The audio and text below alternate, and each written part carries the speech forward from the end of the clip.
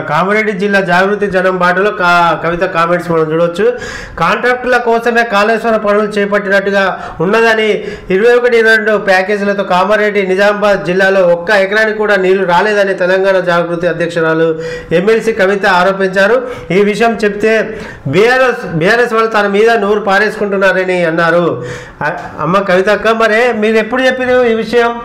నిన్న కాక మొన్న ఈ మధ్యలో చెప్తారు ప్రెస్ మీట్లో. అప్పుడు 10 సంవత్సరాల కింద ఎందుకు చెప్పలేదు మీరు కాళేశ్వరం విషయంలో? ఇందులో మొత్తం ప్యాకేజీలు ఉండే కాంట్రాక్టులకే వీళ్ళకు కాళేశ్వరం మొదలుపెట్టిరు. వీళ్ళతో కాదు అయ్యా, మరి ఏదైనా ఇట్లయితే బాగుండదు, మరి ప్రజల్లో వ్యతిరేకత వస్తుంది, మరి వచ్చేసారి మన ప్రభుత్వం రాదని అప్పుడే చెప్తే మీ ప్రభుత్వం వచ్చేది కదా.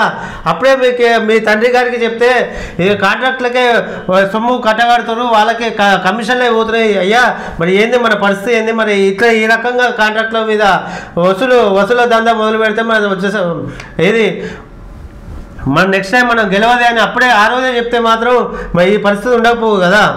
మరి ఇప్పుడు వచ్చి మీరు బయటకు వచ్చి చెప్పడం వల్ల ఒరిగేది ఏం లేదట. ఇక కాళేశ్వర పనులను కొనసాగిస్తారా లేదంటే ప్రత్యామ్నాయంగా కామారెడ్డికి నీళ్లు తెస్తారా అని చెప్పి ప్రభుత్వానికి డిమాండ్ చేయడం మనం చూస్తున్నాం. ఏది కాళేశ్వరం నుంచి మీరు రిపేర్ చేసి కాళేశ్వరం నుంచి మీరు నీళ్ళు తీసుకొస్తారా కామారెడ్డికి, లేదా ప్రత్యామ్నాయంగా వేరే విధంగానైనా కామారెడ్డికి నీళ్ళు తీసుకొస్తారా అని చెప్పి డిమాండ్ చేయడం అయితే మనం చూడవచ్చు. ఇంకా అనేది ప్రభుత్వం చెప్పాలని డిమాండ్ చేశారట.